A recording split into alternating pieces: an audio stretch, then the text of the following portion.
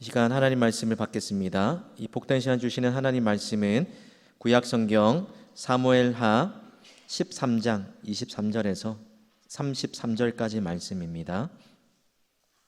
구약성경 사무엘하 13장 23절에서 33절까지의 말씀을 죄에 대한 민감함을 잃지 말라는 제목으로 하나님 말씀 받겠습니다. 우리 사무엘하 13장 23절에서 33절까지 한 절씩 교독해서 읽도록 하겠습니다. 만 2년 후에 에브라임 곁 발하솔에서 압살롬이 양털을 깎는 일이 있음에 압살롬이 왕의 모든 아들을 청하고 압살롬이 왕께 나아가 말하되 이제 종에게 양털 깎는 일이 있사오니 청하건대 왕은 신하들을 데리시고 당신의 종과 함께 가사이다 하니 왕이 압살롬에게 이르되 아니라 내 아들아 이제 우리가 다 갈 것 없다. 내게 누를 끼칠까 하노라 하니라. 압살롬이 그에게 간청하였으나 그가 가지 아니하고 그에게 복을 비는지라. 압살롬이 이르되 그렇게 하지 아니하시려거든 청하건대 내 형 암논이 우리와 함께 가게 하옵소서. 함께 갈 것이 무엇이냐 하되 압살롬이 간청하매 왕이 암논과 왕의 모든 아들을 그와 함께 그에게 보내니라. 압살롬이 이에 그의 종들에게 명령하여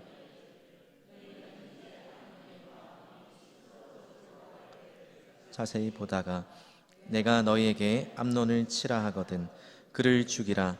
두려워하지 말라. 내가 너희에게 명령한 것이 아니냐. 너희는 담대히 용기를 내라 한지라.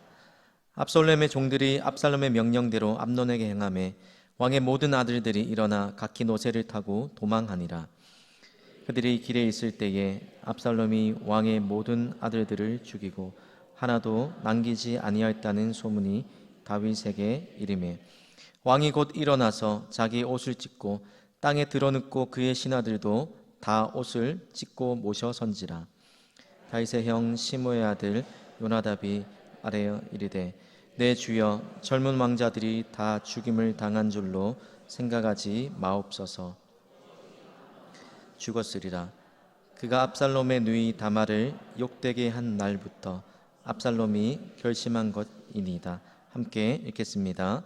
그러하온즉 내 주 왕이여 왕자들이 다 죽은 줄로 생각하여 상심하지 마옵소서. 오직 암논만 죽었으리다 하니라. 아멘. 성도 여러분, 가만히 두었다가 어떤 일이든지 또 어떤 것이든지 처음에는 사소한 거였는데 시간이 지나서 점차 눈덩이처럼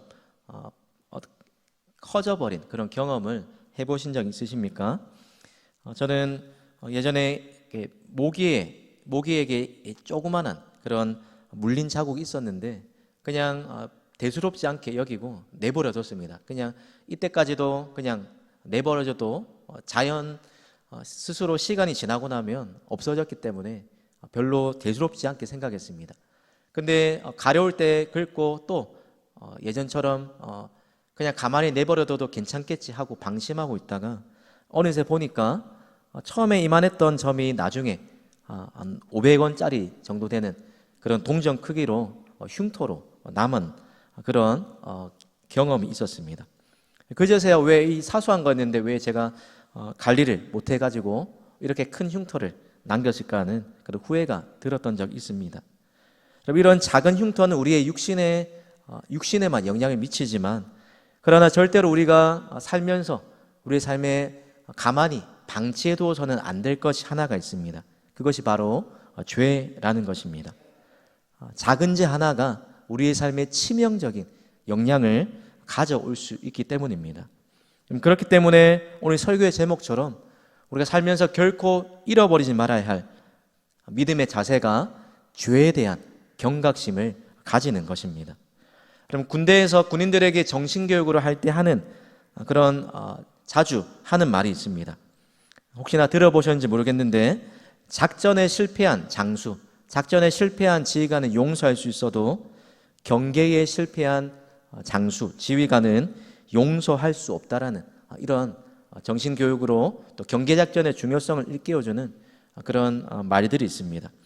그래서 TV에서 보면 간혹 저기 최전방에 경계근무를 서는데 경계근무태세 소홀로 철책이 뚫린지도 모르고 들어왔다. 그래서 나중에 국방부 장관과 군대 포스타, 그렇죠? 높은 위치에 있는 사람들이 막 질책을 받고 국민들의 그런 원성을 사는 일들을 종종 듣기도 합니다. 왜 그렇습니까? 멀리서부터 레이더와 또 가까운 초병부터 수많은 그런 여러 단계를 통해서 조기에 적이 침투하는 징후를 포착하지 못하면, 그리고 초기에 대응하지 못하면 나중에는 그 몇 명 안 되는 적으로 말미암아 더 큰 어려움에 빠지기 때문입니다. 그럼 우리가 믿음 생활하는 것도 우리의 영적 전쟁의 원리도 마찬가지입니다. 항상 깨어서 근신해야 한다는 것입니다. 왜 그렇습니까? 마귀가 우는 사자같이 항상 삼킬 자를 찾으려고 두루 다니기 때문입니다. 뿐만 아니라 우리의 믿음이 어느 정도 이만함에 됐다, 선줄로 생각한 그 순간에 우리의 믿음이 한순간에 와르르 무너질 수 있기 때문에 항상 넘어질까 조심하라고 성경이 이야기하고 있기 때문입니다. 혹시나 방심하고 틈을 주었다가 언제 어떻게 우리가 무너질지 모르기 때문입니다. 여러분, 이런 면에서 오늘 우리가 읽었던 사무엘 상하에 나오는, 특별히 사무엘에 나오는 다윗의 삶의 모습이 이런 교훈을 잘 보여주는 그런 샘플과 같은 모습입니다. 여러분, 다윗의 인생이 언제 그 정점에서 나락으로 떨어졌습니까? 왕으로서 승승장구하고, 그렇죠? 내외적으로 나라가 평안하고 또 번영을 누리고 있던 그때에, 그런데 뜻밖에도 다윗은 무너지고 말았다는 것입니다. 외부의 암몬이라는 또 수많은 강한 적들은 거뜬히 하나님의 도움을 힘입어서 이겼는지 모르지만 죄라는 그 자신의 내부의 적은 결코 다윗이 쉽게 이기지 못했다는 것입니다. 영적으로 방심하고 방종했기 때문입니다. 오늘 본문에 나오는 이 배경에 보면 다른 부하들은 다 전쟁에 나갔는데 다윗은 전쟁에 나가지 않고 왕궁에 홀로 남아 있었습니다. 뿐만 아니라 저녁 때쯤 일어나서 한가하게 왕궁 옥상을 거닐고 있었습니다. 다른 부하들은 목숨을 걸고 그렇게 전장터에서 나가 있는데 웬일인지 다윗은 왕의 직무를 유기하는 듯한, 그리고 나태하고 안일하고, 때로는 내가 이때까지 수많은 전쟁에서 이겼으니까 이 전쟁쯤은 나 하나, 이 나라의 왕은 나가도 안 나가도 되는 그런 전쟁쯤으로 여기는 교만함이 다윗에게 있었는지도 모르겠습니다. 이런 모습으로 지내다가 왕궁 옥상에서 한 아리따운 여인이 목욕을 하는 장면을 보고 마음의 정욕이 일어나게 되었습니다.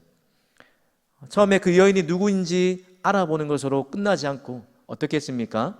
그 여인이 이미 결혼한 여자라는 사실을 알고서도 거기서 멈춰야 되는데 멈추지 않고 자신의 이 권력을 이용해서 왕궁으로 데려와서 동침하는 죄를 짓고 말았습니다.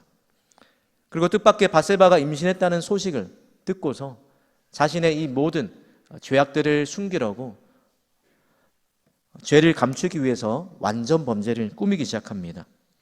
그런데 오늘 이런 다윗의 모습을 통해서 또 오늘 본문에 우리가 사무엘하 13장에 읽었던 나오는 암논과 압살롬의 모습을 통해서 우리가 첫 번째로 우리에게 대적해야 할 교훈이 있다면, 하나님은 결코 우리의 죄를 간과하지 않으신다는 것입니다.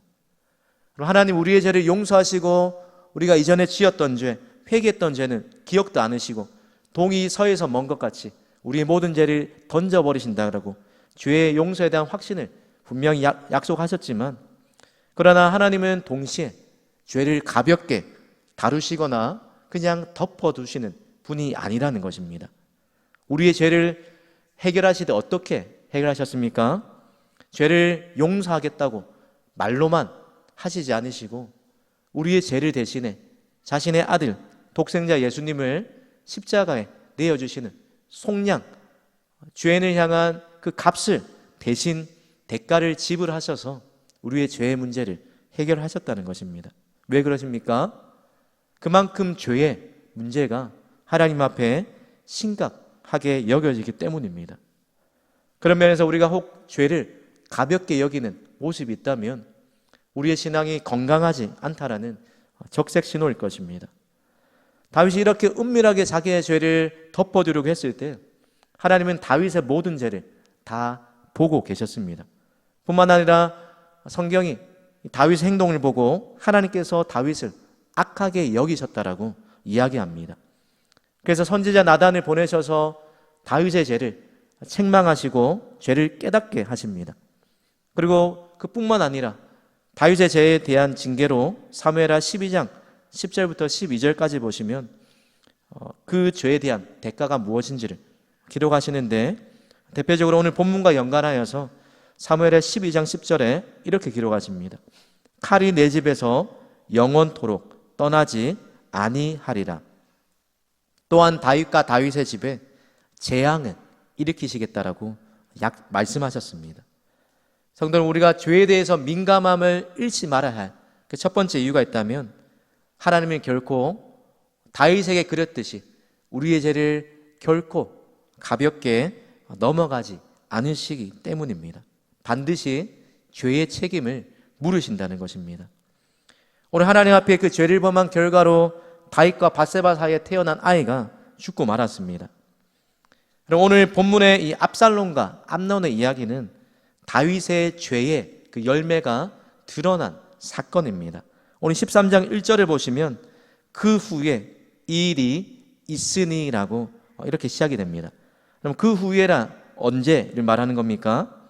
다윗이 하나님 앞에서 영적으로 깨어있지 못하고 선줄로 생각했다가 작은 죄에 그것을 허용했을 때 너무나 비참하게 무너지고 말고 하나님 앞에서 죄를 짓고 난 밧세바를 범한 그 사건 이후에 오늘 나단이 예언한 칼이 너의 집에 영원히 떠나지 않겠다, 너의 집에 재앙을 일으키시겠다는 하나님의 이 징계 말씀이 이루어지고 있는 때를 이야기하는 것입니다.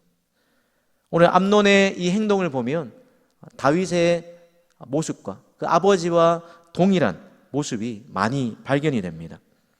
다윗이 저지른 죄와 거의 흡사한 죄를 저질렀다는 것입니다. 다윗이 침상에서 늦게서야 일어났고 또 암논은 아픈 척하면서 침대에 누워 있었습니다.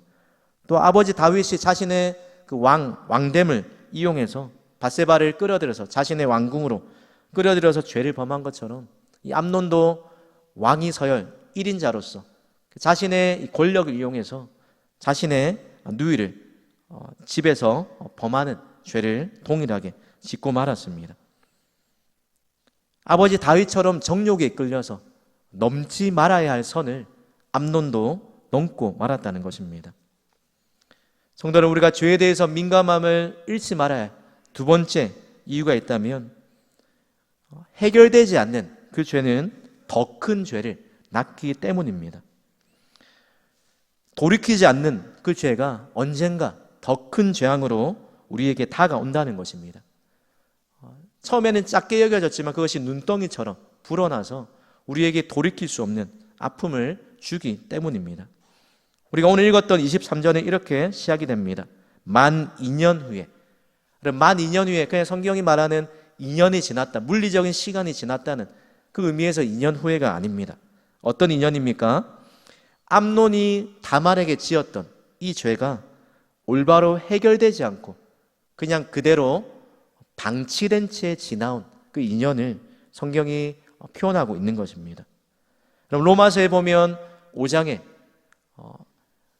아담과 예수님의 공통점, 한 사람이라고 말하면서 아담과 예수님의 공통점을 이야기하는데 바로 인류의 대표였던 아담 한 사람, 그리고 새 아담이라고 일컬어지는 예수님이 한 사람이 행한 그 일들이, 그 행동들이 다른 누군가에게, 후대에게 영향력을 미친다는 사실을 이야기하고 있다는 것입니다. 그래서 한 사람의 죄로 사망이 왕노릇한 것처럼 한 사람의 순종, 예수님의 순종으로 많은 사람이 의인이 되었다고 이야기합니다. 오늘 다윗이 저지른 이 죄 또한 마찬가지라는 겁니다. 죄는 결코 동떨어지는 것이 아니라 연결고리를 갖고 있다는 것입니다. 다윗으로 끝난 죄가 아니라 다윗이 회개하지 않고 감추어뒀던 이 죄가 그의 아들들에까지 죄의 영향력이, 그의 죄의 결과가 나타나게 되었다는 것입니다. 그럼 2년이란 그 기간 동안 얼마든지 하나님 앞에 그 죄악된 마음들을 버리고 돌이킬 수 있는, 회개할 수 있는 기회가 있었을 것입니다. 그런데 압살롬은 어떻게 하고 있습니까? 하나님께 이 자신의 누이의 이 억울한 일들을 맡기지 않고 자신이 복수할 기회만을 엿보고 있었습니다. 그래서 치밀하게 암논을 암살할 계획을 철저하게 준비하고 있었습니다. 그래서 아무도 의심하지 못하도록 시간이 어느 정도 지난 후에 또 잔치를 열어서 모든 왕자를 초대하고, 그리고 복수를 하고 도망할 그 통로를 확보하려고 예루살렘에서 24km나 떨어진 그 먼 거리에서 잔치를 벌이는 이런 철두철미한 복수를 위한 칼을 갈고 있었다는 것입니다. 그런데 다윗도 암논이 잘못했을 때 그 즉시 징계나 어떤 이 잘못에 대한 처벌을 했더라면 더 큰 재앙을 막을 수가 있었을 것입니다. 그런데 다윗이 밧세바를 범한 이후부터 다윗의 모습을 보면 판단력이 아주 흐려져 있는 모습을 발견할 수 있습니다. 암논이 다말을 보내달라고 했을 때도 따지고 보면 어떤 면에서 다윗이 빌미를 제공한 것입니다. 또 압살롬이 양털을 깎는 자리에 모든 왕자들 초대해달라고, 암논을 보내달라고 그렇게 간청했을 때도 거절하지 못하고 그 압살롬의 숨겨진 의도를 간파하지 못하고 판단력이 흐려져서 끝내는 허용해주고 맙니다. 2년이라는 시간이 지났기 때문에 이제는 이들 사이에 아무런 악감정도 없을 것이라고 그렇게 판단하고, 아무도 서로 잘잘못을 따지지 않았기 때문에 조용히 문제가 해결되었거니 그렇게 생각했던 것 같습니다. 오히려 압살롬이 암논과 화해하려고 잔치에 초대했을 거라고 생각했는지도 모르겠습니다. 아무튼 암논 때처럼 이 다윗의 판단력이 상황을 잘못 판단하고 있다는 것입니다. 여러분, 이 다윗의 이 모습처럼 혹시나 우리의 삶 가운데 하나님 앞에 분명한 회개 없이 그냥 덮어둔 죄는 없는지 저와 여러분을 철저히 돌아보시기 바랍니다. 겉으로 당장 드러났는지 않는다고 해서 죄를 가볍게 여기고 있지는 않으십니까? 혹시나 그러시다면, 그런 마음이 우리에게 찾아온다면 여러분 꼭 기억하십시오. 해결되지 않는 죄는 결코 덮어지지 않습니다. 시간이 지난다고 해서 저절로 해결되는 죄도 없다라는 겁니다. 돌이키지 않는 죄는 또 다른 죄를, 더 큰 죄를 불러올 뿐이라는 것입니다. 여러분, 이 사실을 기억하시고 죄에 대한 경각심을 잃지 않는 저와 우리 성도님들 되시길 주님의 이름으로 축복합니다. 사랑하는 성도 여러분, 그렇다면 우리가 죄에 대한 이 민감함을 잃지 않으려면 어떻게 해야 합니까? 저를 한번 따라해 주겠습니까? 죄는 덮어두지 말고 회개해야 합니다. 죄는 분명하게 처리해야 합니다. 그렇습니다. 죄는 덮어두지 말고 방치해두지 말고 그 즉시 회개해야 합니다. 뿐만 아니라 그 죄를 분명하게 하나님 앞에서 처리해야 한다는 것입니다. 그렇지 않으면 이 방치해뒀던 죄가 나중에 우리를 얽어매는 올무가 되고 말기 때문입니다. 그리고 이 죄가 더 큰 죄를 가져올 수도 있기 때문입니다.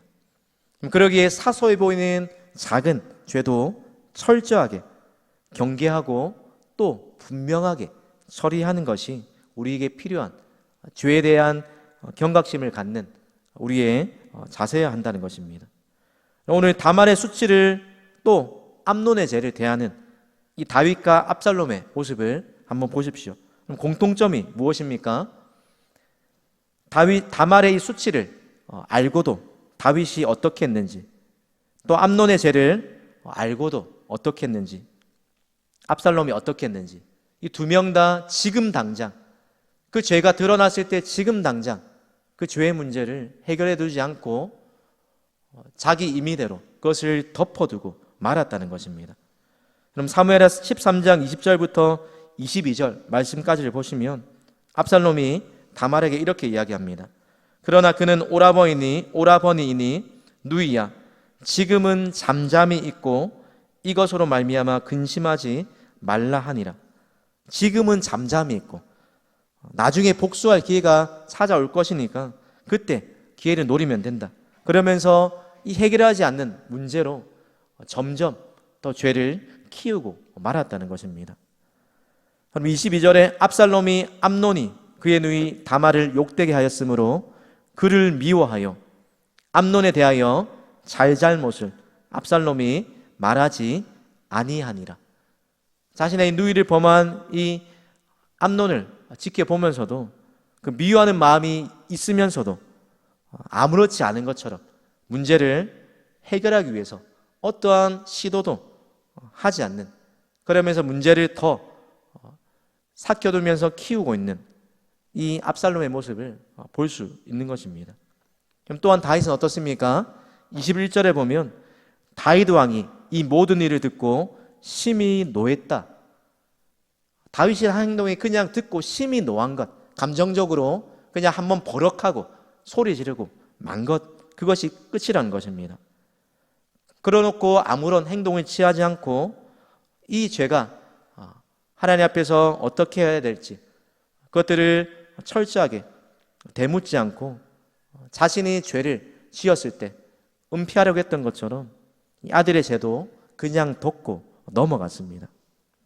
그럼 어쩌면 암논처럼 다윗도 똑같은 죄를 지었기 때문에 다윗 자신도 자기 자녀에게 그렇게 떳떳하게 말할 수 있는 처지가 아니라서 그럴 수 있을 거라 생각은 들지만, 그러나 죄를 우리가 모른 척하고 그냥 넘어가는 것이 진정한 사랑이나 진정한 용서가 아니라는 것입니다.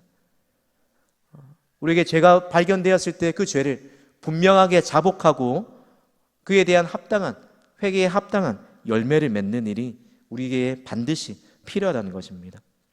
그럼 이렇게 죄를 덮어두고 회개하지 않았을 때 오늘 어떤 일이 본문에 발견됩니까? 오늘 본문에 보는 것처럼 이 해결되지 않는 죄는 반드시 큰 고통이 따른다는 것입니다. 뿐만 아니라 이 죄가 하나님이 주셨던 그 은혜와 축복을 모두 빼앗아가고 만다는 것입니다. 그럼 31절과 36절, 37절 말씀을 보십시오. 31절입니다. 왕이 곧 일어나서 자기의 옷을 찢고 땅에 드러눕고 그의 신하들도 다 옷을 찢고, 36절에 말을 마치자 왕자들이 일어 소리를 높여 통곡하니 왕과 그의 모든 신하들도 심히 통곡하니라. 37절입니다. 다윗은 날마다 그의 아들로 말미암아 슬퍼하니라. 31절과 30절과 37절에 나오는 것처럼 다윗과 그의 자녀들 모두가 하나님 앞에서 통곡하고 슬퍼하고 또 비참한 모습으로 그렇게 처해 있는 것들을, 그 죄에 대한 분명한 태도를 지니지 않았을 때 성경이 이만큼 죄에는 큰 고통이 따른다는 사실을, 하나님이 주신 은혜와 축복이 그것이 점점 떠나게 된다는 사실을 보여주고 있는 것입니다. 그럼 죄는 잠시 우리에게 달콤함을 줄 수는 있지만 그러나 참된 기쁨과 만족은 줄 수가 없습니다. 우리가 오늘 사무엘하 본문에서 보는 것처럼 더 큰 고통과 아픔을 안겨다 줄 뿐이라는 것입니다. 그럼 그러기에 죄는 작은 죄라도 경각심을 갖고 회개하고 분명하게 철회해야 한다는 것입니다. 설교를 준비하면서 대학교 때 그 수련회 때 오셨던 한 교회사 교수님이 하셨던 말씀이 머리에 또 그 문구가 스쳐 지나갔습니다. 대학교 한 3, 4학년 때 수련회 때 주셨던 수련회 중에 하셨던 말씀인데, 화면을 보시고 한번 따라해 주겠습니까? 죄는 손님처럼 찾아와서 친구처럼 머물다가 주인처럼 행사한다. 무슨 말인지 아시겠죠? 처음에는 우리가 죄를 대수롭지 않게 여겼을 때 그냥 잠시 있다가 사라질 것처럼 그렇게 손님처럼 찾아왔는데, 어느새 이 죄가 우리와 동고동락하고 우리 안에 익숙해지고 그것들이 머물면서 어느새는 우리 위에 군림하면서 우리의 삶을 무너뜨리는, 우리의 삶을 좌지우지하는, 쥐락펴락하는 주인처럼 그렇게 행사한다는 것입니다. 그럼 사무엘하 13장에 나오는 이 인물들, 우리에게 죄의 속성이 어떤 것인지를 잘 보여주는 반면교사와 같은 인물들입니다. 그들의 삶을 통해서 우리가 발견해야 되는 교훈이 있다면, 죄가 어떤 것인지, 또 죄에 대해 우리가 어떤 자세를 취하는지를 보게 되는 것입니다. 하나님의 사람, 하나님 마음에 합한 사람이라는 별명을 가진, 그리고 성경에서 예수님을 많이 닮은 인물 중에 대표적인 인물로 꼽히는 이 다윗조차도 하나님 앞에서 죄에 쉽게 굴복하고 마는 연약한 인생임을 사무엘서를 통해서 성경이 우리에게 분명히 보여줍니다. 오늘 다윗뿐만 아니라 그의 아들 암논과 압살롬의 모습을 통해서 우리가 분명히 기억해야 할 것, 바로 죄에 대한 민감함을 잃지 말아야 한다는 것입니다. 그럼 기억하십시오. 하나님은 우리의 죄를 용서하시되 우리가 회개하지 않은 죄를 결코 간과하지 않으십니다. 뿐만 아니라 방치된 그 잡초가 어느새 무성하게 자라는 것처럼 그냥 덮어둔 죄, 해결하지 않고 그냥 얼렁뚱땅 설렁설렁 넘어간 그 죄도 어느새 크게 불어나고 자라나고 만다는 것입니다. 오늘 본문에서 보는 것처럼 다윗이 저질렀던 그 죄로부터 시작해서 이 죄의 연결고리가, 죄의 영향력이 주변의 모든 사람에게 흘러가고 미치는 것처럼 하나님 앞에서 해결되지 않는 죄가 나 한 사람뿐만이 아니라 주변에 또 공동체에 더 큰 죄를 불러온다는 것입니다. 이 간음이 살인이 되는 눈덩이처럼 불어나는 이 죄를 다윗이 또 그의 아들들이 짓고 말았다는 것입니다. 그럼 죄가 이렇게 눈덩이처럼 불어나지 않기 위해서 죄를 덮어두지 말고 즉시 그리고 반드시 회개해야 합니다. 우리나라는 지금 잠시 휴전 중인 나라이지만, 그러나 믿음의 세계에서는, 영적 전쟁에서는 결코 휴전이 없습니다. 그럼 죄의 유혹은 사람도 가리지 않고 때와 장소도 가리지 않습니다. 아무리 화려한 왕궁이라 하더라도, 천하를 호령하는 이 다윗왕이라 하더라도 죄는 누구에게나 쉽게 스며들 수 있다는 것입니다. 바라기는 오늘 사무엘하의 이 말씀의 교훈을 기억하시면서 우리 또한 영적 군사로 늘 깨어서 죄에 대한 민감함을 잃지 않고 살아가시길 바랍니다. 뿐만 아니라 우리에게 날마다 찾아오는 이 죄의 유혹 앞에 죄와 싸우되 피 흘리기까지 싸워서 날마다 죄에 대해 굴복하는 인생이 아니라 하나님 주신 은혜로 또 믿음으로 날마다 죄와 싸워 승리하는 저와 여러분들 되시기를 주님의 이름으로 축복합니다. 기도하겠습니다. 하나님 아버지, 오늘 성경을 통해 다윗과 그의 아들들의 모습을 통해 우리가 얼마나 죄에 대해 연약하고 하나님 방치해둔 죄가 우리의 삶을 얼마나 무너뜨린지를 보게 됩니다. 하나님, 만물보다 심히 부패한 것이 우리의 마음이라 하셨사오니 선줄로 생각하거든 넘어질까 조심하라고 말씀하셨사오니 늘 하나님 앞에서 영적 군사로 방심하지 않고 깨어서 주님, 하나님이 기뻐하시는 믿음의 승전거를 울리는 하나님의 모든 군사들이 될 수 있도록, 하나님의 강한 믿음의 자녀들 될 수 있도록 연약한 우리를 오늘도 붙잡아 주시옵소서.